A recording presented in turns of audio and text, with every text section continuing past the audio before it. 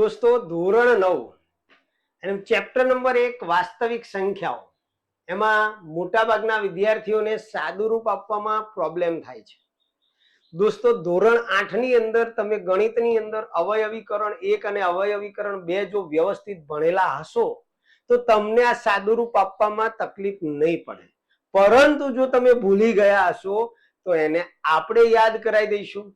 ચાલો શીખવું છે ને, તો શરૂઆત કરીએ આપણે અહીંયા અમુક સ્પેશિયલ દાખલાઓની કે જેમાં અહીંયા આપણને તમારું જે ચેપ્ટર છે સંખ્યા પદ્ધતિ એની અંદર તમને ઉદાહરણ નંબર 15 આપેલું છે કે નીચેના પ્રશ્નોમાં સાદું રૂપ આપો।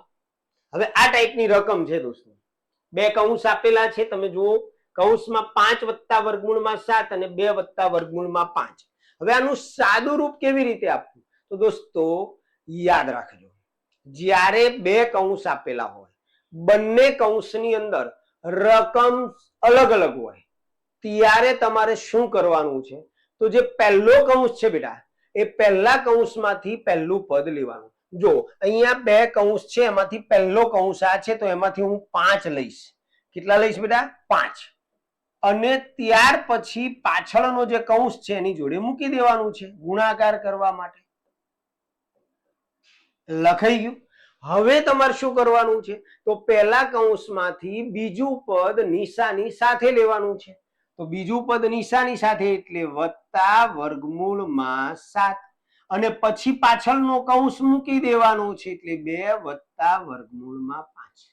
ઓકે, બે કૌંસ આપેલા હોય, યાદ રાખજો બે કૌંસ આપેલા હોય, બંને કૌંસમાં રકમ જુદી જુદી હોય ત્યારે પહેલા કૌંસમાંથી પહેલું પદ પાછળનો કૌંસ પછી બીજું પદ પહેલા કૌંસમાંથી નિશાની સાથે લેવાનું ને પાછળનો કૌંસ। ક્લિયર? હવે શું કરવાનું છે, તો હવે તમારે આ જે 5 છે એનો આ બે જોડે ગુણાકાર કરવાનો છે। તો 5 દુ 10, ધ્યાન રાખજો બરોબર। હવે શું કરવાનું છે, તો અહીં જે નિશાની તમને આપેલી છે ને મૂકી દઈશું પ્લસ। હવે તમારે શું કરવાનું, તો 5 નો વર્ગમૂળમાં 5 જોડે ગુણાકાર કરવાનો। હવે ઘણા વિદ્યાર્થીઓને ખબર ના હોય, ધ્યાન રાખજો, એક વર્ગમૂળમાં હોય અને એક વર્ગમૂળ વગરની હોય તો એનો ગુણાકાર ન થાય દોસ્તો, વિજાતીય પદો થઈ જાય। તો ત્યારે શું કરવાનું, 25 કરવાના નહીં, જે વર્ગમૂળ વગરની સંખ્યા છે એને પહેલા લખી નાખો 5 અને એની જોડે વર્ગમૂળમાં 5। જેવી રીતે તમે 5 અને x નો ગુણાકાર કરો શું કરતા હતા, 5x, એમ અહીંયા તમારે 5 નો અને વર્ગમૂળમાં 5 નો ગુણાકાર કરવાનો, તો 5 વર્ગમૂળમાં 5, 25 ન થાય, ધ્યાન રાખજો। ઓકે, તો આ તૈયાર। હવે અહીંયા પ્લસ છે તો આ મૂકો પ્લસ। સેમ પ્રોસેસ અહીંયા જે કરી એ જ અહીંયા કરવાની છે, તો એ વર્ગમૂળમાં 7 નો 2 જોડે ગુણાકાર કરવાનો તમારે। હવે તમને ખ્યાલ છે, અભી હાલ સમજાયું કે આ વર્ગમૂળમાં છે, આ વર્ગમૂળ વગર છે, તો જે પહેલા વર્ગમૂળ વગર છે એ સંખ્યા લખવાની 2 અને પછી વર્ગમૂળ વાળી સંખ્યા લખવાની એટલે 2 વર્ગમૂળમાં 7। પછી અહીંયા જુઓ પ્લસ છે તો આ પ્લસ, અહીંયા જોવાનું આ બંને નિશાની પ્લસ છે એટલે પ્લસ આવશે।